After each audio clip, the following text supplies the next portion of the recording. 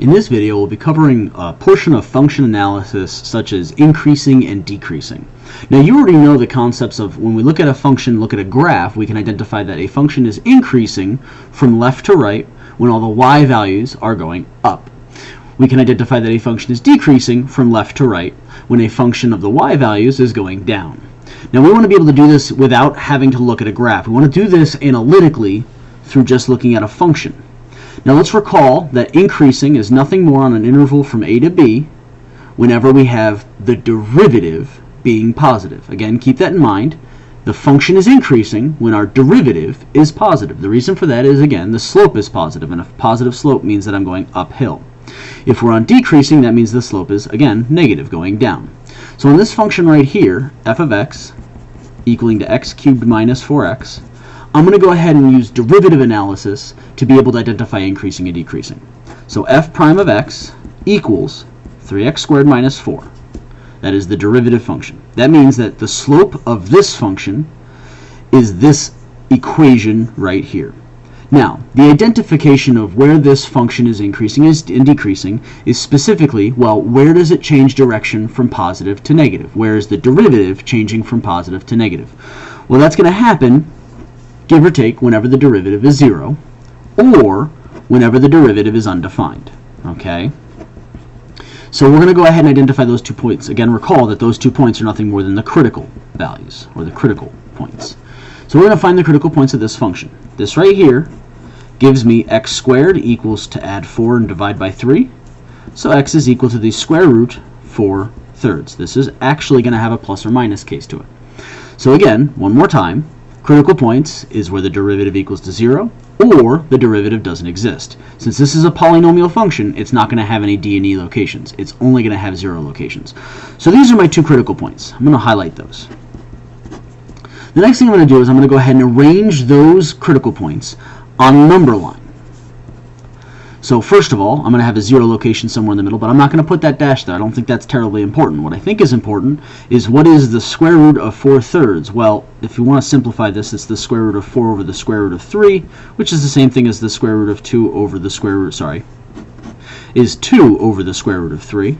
Okay, which is actually the same thing as 2 radical 3 over 3. Now, is this necessary for us to do? Not terribly so, but it is nice to have it a little bit clean without having too many radical pieces in there. So 2 square roots of 3 over 3.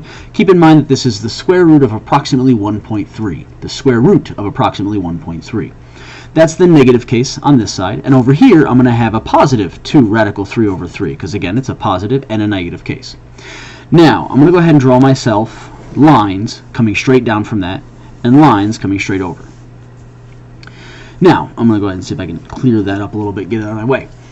In this section, I need to be able to identify what is the derivative function doing. Okay, so I need a value here. I'm going to go ahead and label this as TV. TV for test value.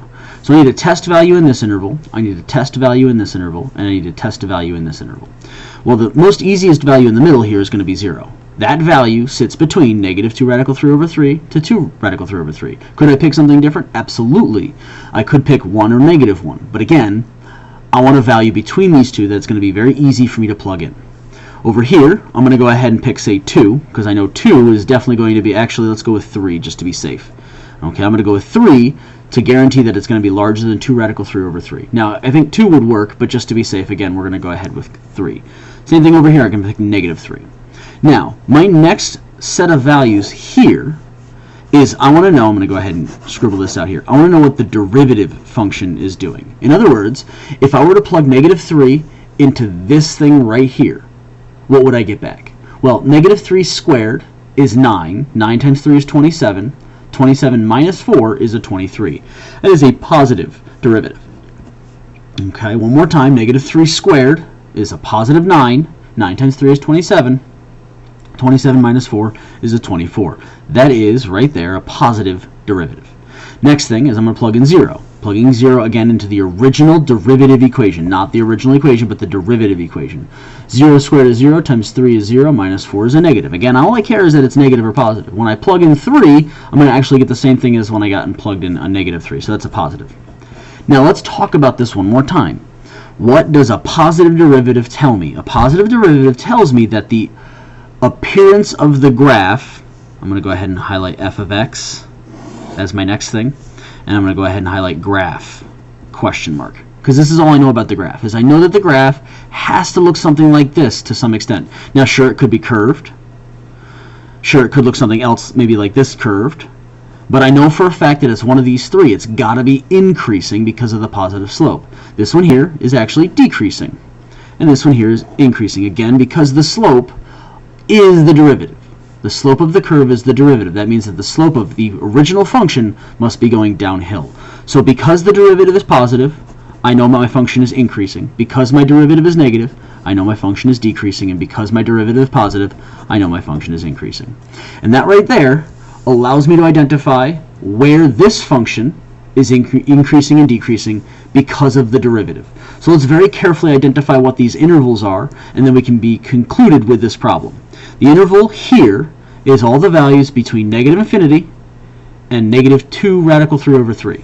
So I'm going to have increasing from negative infinity to a negative 2 radical 3 over 3. That is one interval of increase.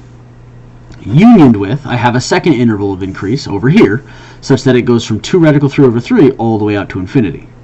So that's going to be, again, 2 radical 3 over 3 all the way to infinity. And then my last interval is where it's decreasing, again, where the derivative is negative. And that's just going to be between those two values.